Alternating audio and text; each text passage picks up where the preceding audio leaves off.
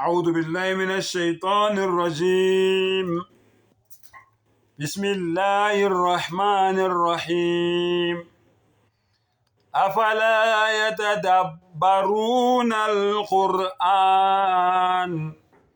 ولو كان من عند غير الله لوجدوا فيه اختلافا كثيرا. سبحان الله، لا إله إلا الله. Inkazimulo imfanele uAllah, akekho onelungelo lokukhonzwa ngaphandle kaAllah. Innal hamdalillah, ngempela yonke inhlobo yodumo yendumiso ifanele uAllah subhanahu wa ta'ala. Bafowethu, ngicela uAllah angivikele kusathane ongathandwa, avikele nawe wena obuke le video le njengamanje. Egameni lika Allah onomusa onesihawu. Nganza kwethu ake nginibingelele nje ngithi assalamu alaikum wa rahmatullahi wa barakatuh. Ukuthula makube kini nomusa nezibusiso zika Allah zibe nani. Nganza kwethu ningethe igama nathi ngumabizwa sabele. Ningibizileke inganza kwethu, ngiyasabela manje. Ngithe kwenye ivideo yami uma ngabe ngikhotha le verse le ka chapter 4 iverse 82 ku Holy Quran, Surah An-Nisa verse 82. Nathi nina kuma comment babumbatha sicela usibonise ama contradictions eBhayibhelini. Angithi uthi Allah ku Quran afala yatadabbaruna al-Quran. Right? Kungani ningadlinzi ngeQuran? Kungani ningayideep, ningajuli ngeQuran? Then Allah uyaqhubeka uthini? Walau kana min indi ghayri Allah. Allahu akbar. Uma ngabe le Quran beyivela noma kubani ngaphandle kaAllah, uma ngabe le Quran bekuyinto ewumcabango womuntu, noma bekuyinto ebhalwe umuntu noma umbono womuntu, uAllah uthi nazi izimpawu obukade uzobona ngazo ukuthi ayiveli kuAllah. Lalela ke izimpawu. Subhanallah. Lawajadu fihi ikhtilafan kathira. Allahu akbar. Uthi Allah ngempela benizothola noma bebezothola kuyena ukuphikisana okuningi, lots of contradictions benizosithola kwiQuran uma ngabe ingaphumi kuAllah. Nayo ke i-challenge yami engiyi-challenge wonke umuntu obuka ama-video kaMasithandana, uyinazaretha, umKristu, umRoma, umWashtawa, ulikhanya usonda kalikhanyana, usonda kamndise, ukhonza amadlozi, uyinyanga, uyisangoma, ukhonza ithombe. Nayi i-challenge engikunika yona. Funda iQuran, uyakhona nokuyidownloada kwi-app, uthi download the Holy Quran in English. Subhanallah. Uzoyifunda. Uma uyitholile i-contradiction, into ephikisana nenye kwiQuran, please yenza ivideo utshele umhlaba wonke uthi mina ngitholile into ephikisanayo kuQuran, i-contradiction. Uprove ukuthi iQuran ayiveli kuAllah.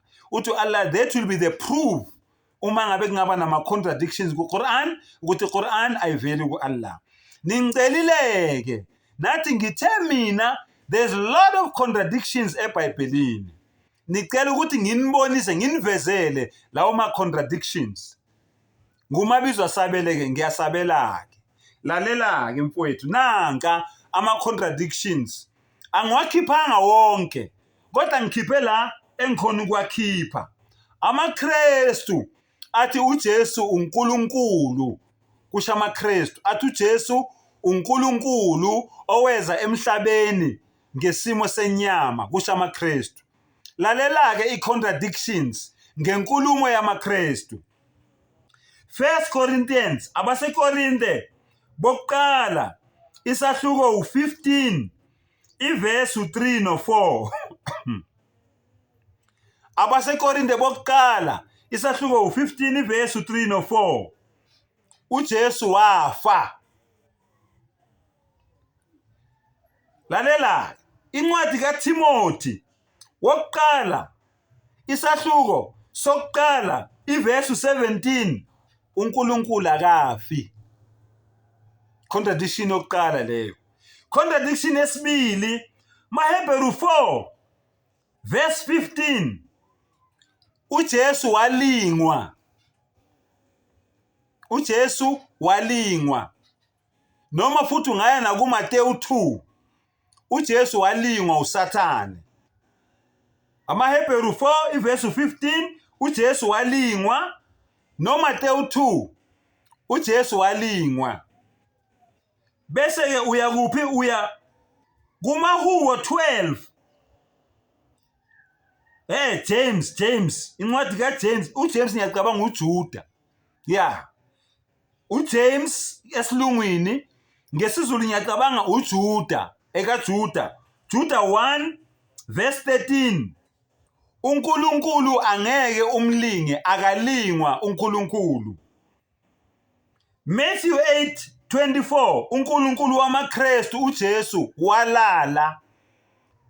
Matthew 8 verse 24 mawuvula amaHubo 121 verse 3 to 4 uNkulunkulu akozeli futhi akalali. Bese uya kuMateyu 26 iverse 39 uNkulunkulu wamaKristu onguJesu wakhuleka kuNkulunkulu. uNkulunkulu wamaKristu wakhuleka kuNkulunkulu. uNkulunkulu wamaKristu wakhuleka kuNkulunkulu kuye, angithi uNkulunkulu. Matthew 4 verse 10 worship and pray. Subhanallah. Worship and pray only to God.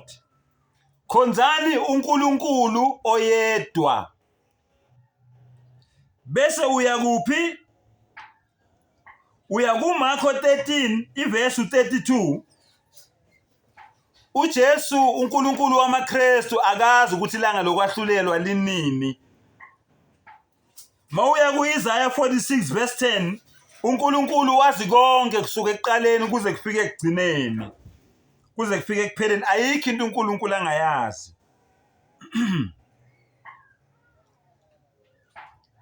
Luka 2 verse 52 uJesu wakhushulelwa ulwazi.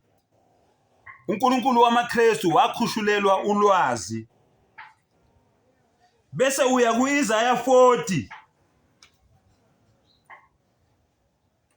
uye kuIsaiah 40 akekho ofundisa uNkulunkulu noma omtshelayo ukuthi enzeni, kodwa uJesu wafundiswa ulwazi.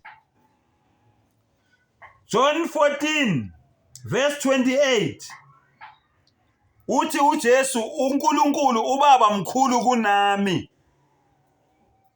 Kodwa mawuya kumaHubo 83 verse 18 God is the most high, uNkulunkulu mkhulu kakhulu, akekho omkhulu kunaye.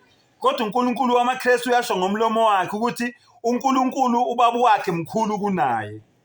Contradictions njalo. Bese uya kuJohn 17 verse 3 uJesu ubiza ubaba wakhe ngokuthi uNkulunkulu weqiniso. uJesu uNkulunkulu ubiza uNkulunkulu ngokuthi uNkulunkulu weqiniso. Bese uya kuIsaiah 45 verse 5 ngaphandle kwami akekho uNkulunkulu. Ngiyacabanga ke bafowethu kuzwakele ngibiziwe ngasabela. Nanko ke ama contradictions enza ukuthi sithi iBhayibheli akuwona amazwi kaNkulunkulu kodwa linawo amazwi kaNkulunkulu kulo ngaphakathi. Sengathi umdala ngazivula amehlo, azivula ingqondo. Wa akhiru dawana anilhamdulillahi rabbil alamin.